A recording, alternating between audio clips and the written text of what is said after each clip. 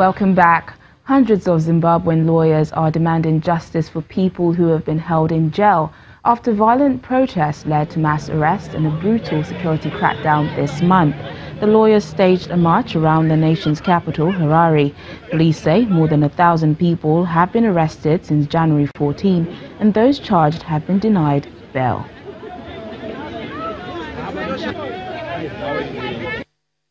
The mass arrests that have been taking place, the fast-tracking of trials that have been going on, the abuse and the brutal assault on people who are being arrested, that is quite worrying, not only to governance, but it's also quite worrying to democracy in this country. What we're looking for by embarking on this march is we are looking for the justice that we learned at school. We are looking for the justice that looks at facts, that doesn't look at anything else but facts. That's what we're looking for. We are looking for justice that serves God and the Constitution and our rights. That's the justice we're looking for. That justice is not there as we speak. We hope to achieve the separation of powers. The executive is the executive, the judiciary is the judiciary. Let the executive leave the judiciary to do its own work. That's all. Meanwhile, the High Court has ordered the release on bail of activist pastor Ivan Mawarire, who was detained at a maximum security prison in Harare on subversion charges. The judge ordered the pastor to deposit $2,000 with the court, report to police 3 times a week and surrender the title deed to his property as part of bail conditions. Mr. Mawarire, who came to prominence as a critic of former leader Robert Mugabe, faces up to 20 years in jail if convicted. He was arrested after he tweeted his support for a 3-day stay-at-home strike that took place earlier this month.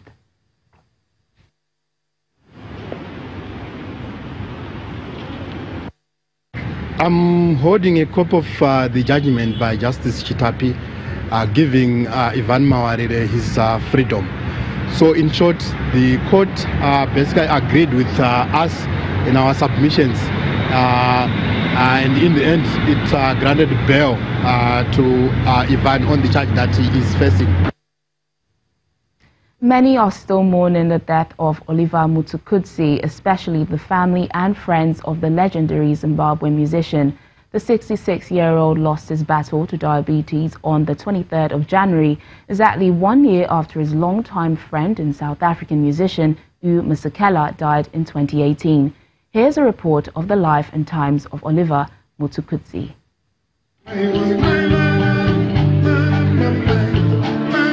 The news that the voice and guitar of Zimbabwean music legend Oliver Mutukudzi has fallen silent sent chills to many, not only in Africa but the world.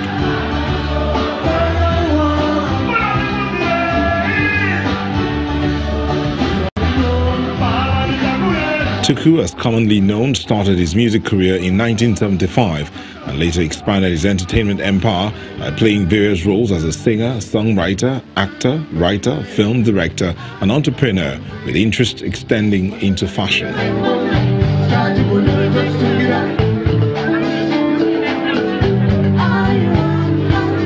With 66 albums to his name, the Black Spirits frontman developed his own brand of Afro jazz that became known as Tuku Music.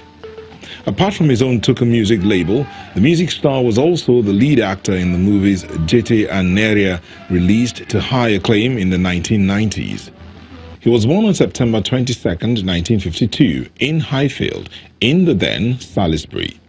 Being the firstborn in a family of 7, he was endowed with a sense of social and economic responsibility early in life following his father's death. In 2011, the Forbes magazine included him in the top 40 most popular celebrities in Africa. The primary message in his music prompted the United Nations to consider him as the UNICEF Goodwill Ambassador in Eastern and Southern Africa for children's development and HIV awareness.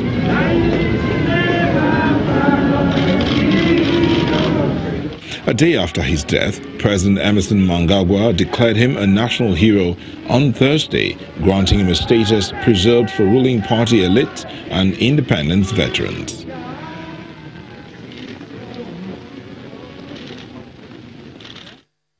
Joining us now to discuss more about Oliver Mutukudzi is Zimbabwean journalist Nigel Yamatumbu, who incidentally is a relative of the musician. Hello Nigel, first of all my condolences. Oliver Mutukudzi was a legend.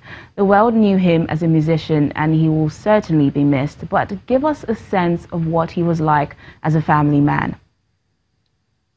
Well, to me, Oliver was never a celebrity, and indeed to the family, he was a very unique man to the one we would see on stage, because to us he would ordinarily speak to us as nephews, as his children, as nieces.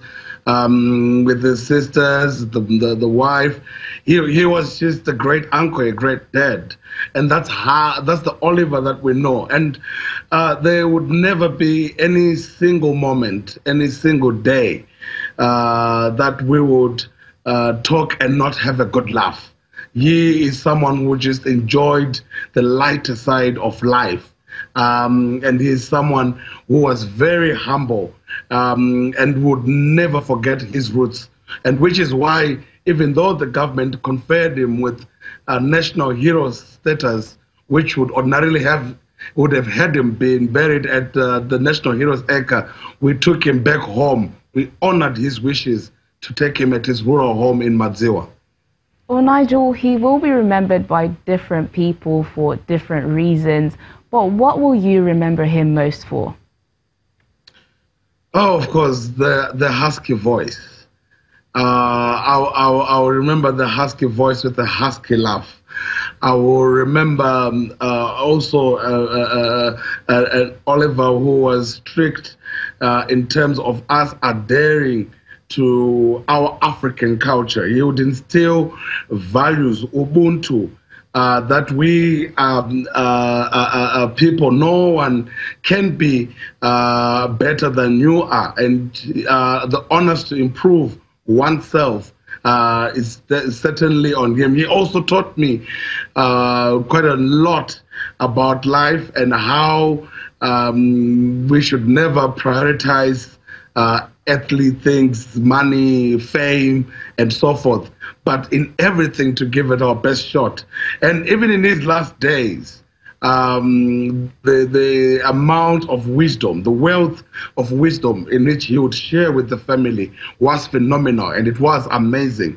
And indeed, that only showed that he came here to serve a godly purpose. A godly purpose to minister, to give people a hope and to give people a life. Finally, Nigel, what impact did his music have on the political scene of the country?